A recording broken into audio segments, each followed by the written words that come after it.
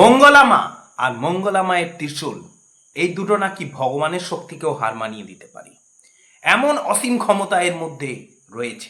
Welcome to our channel Suman Sunanda blogs. তো বন্ধুরা, আপনারা যারা বারবার কৃষ্ণকালী মায়ের কাছে আসেন বা আসতে চান, তাদের জানা অধিকার আছে এই কথাটা। কোন কথাটা? মঙ্গলা মা কি ভগবান? এতই ক্ষমতা আছে মঙ্গলা মায়ের কাছে। আবার ত্রিশূল যা ছোঁয়ালেই নাকি আপনার সব কাজ হয়ে যাবে, কোনো কাজ আটকাবে না।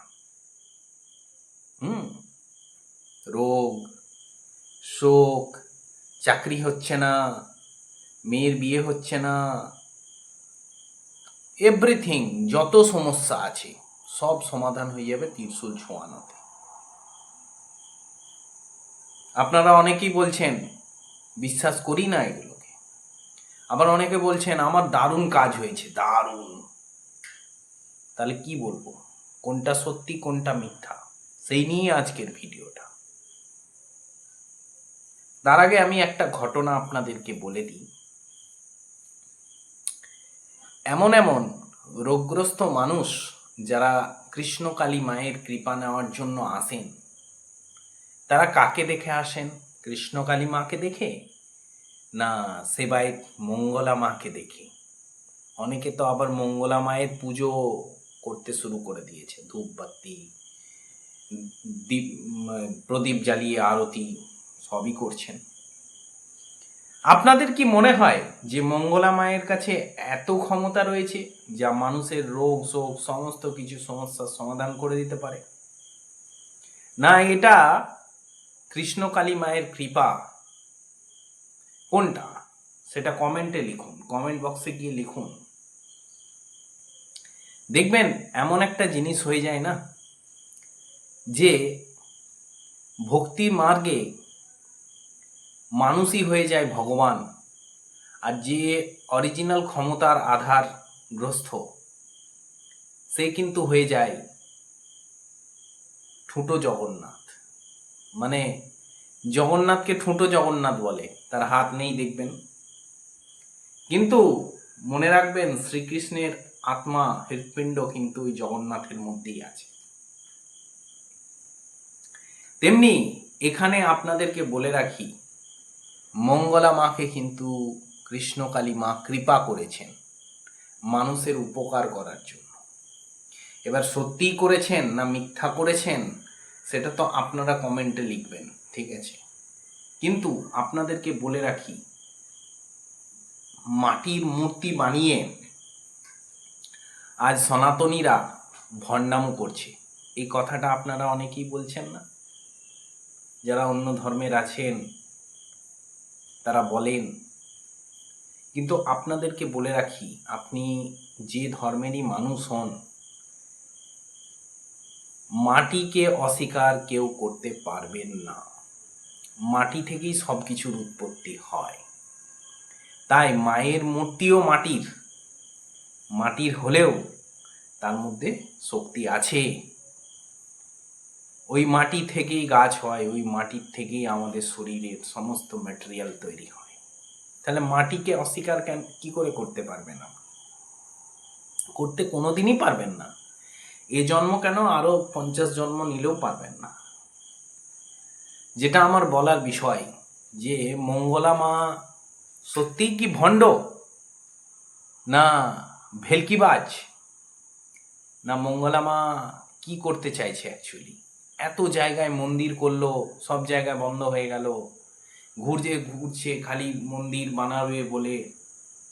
সত্যি কি মায়ের ওপর, মঙ্গলা মায়ের ওপর কৃষ্ণকালী মায়ের কৃপা আছে, না কি ব্যাপারটা অ্যাকচুয়ালি বলুন তো? আপনারাই বলুন কমেন্টে।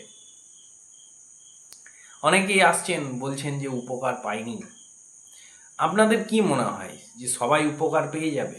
হ্যাঁ, সবাই উপকার পাবে না, সবার কর্মফল সমান নাই, বুঝলেন? আমরা যাই বিভিন্ন জায়গায়, মন চঞ্চল হয়ে যায়, বিভিন্ন জায়গায় যায়, বিভিন্ন মন্দিরে, বিভিন্ন কৃষ্ণকালীর মতো এখন দেখবেন কত মা হয়ে গেছে, মায়ের কোনো অভাব নাই, সন্তানের অভাব হয়ে গেছে, বুঝলেন তো? সুসন্তানের অভাব হয়ে গেছে, সন্তানের অভাব হয়নি, সুসন্তান মানে ভালো মানুষের অভাব হয়ে গেছে। তাই আপনারা মন থেকে যত খুশি বলুন, মনের ভেতরে যদি আপনার বিশ্বাস থাকে তাহলে আপনি যেখানেই যাবেন সেখানেই আপনার কাজটা হবে। আর যদি মনের ওপর বিশ্বাস না থাকে, মনের ভেতরে, আপনি মঙ্গলা মা কেন, যে মায়ের কাছেই যান, কোনো মাই আপনার সমাধান করে দিতে পারবে না।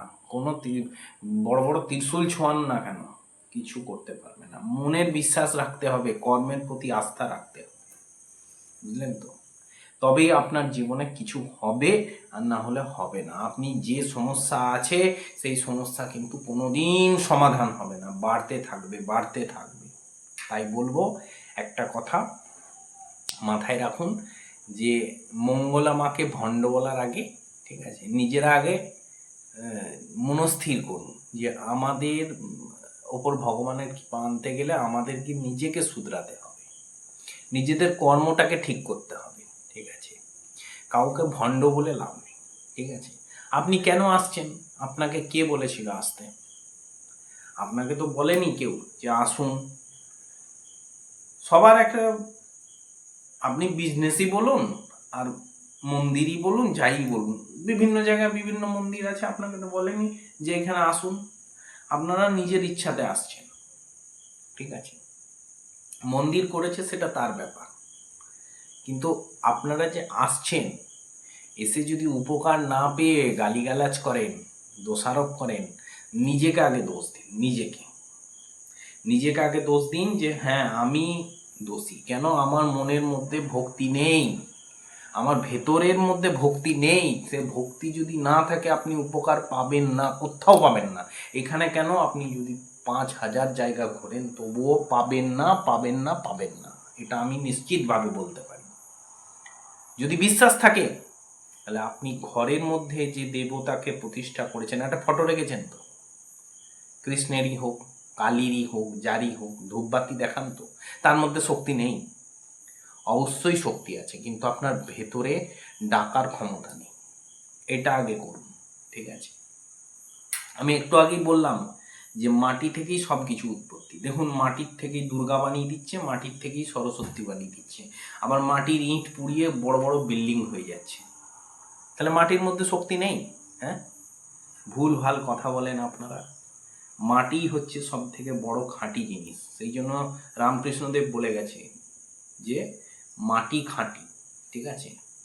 তো এটা মাথায় রাখবেন যে কাউকে ভণ্ড বলার আগে নিজের মনটাকে শুদ্ধি করুন, নিজের মনের ওপর আস্থা বিশ্বাসকে দৃঢ় করুন, আর এগিয়ে চলুন। আপনি সব কাজে সাকসেস পাবেন, কোনো রোগ জ্বালা আপনাকে ধরবে না, আপনি গ্যারেন্টি দিলাম।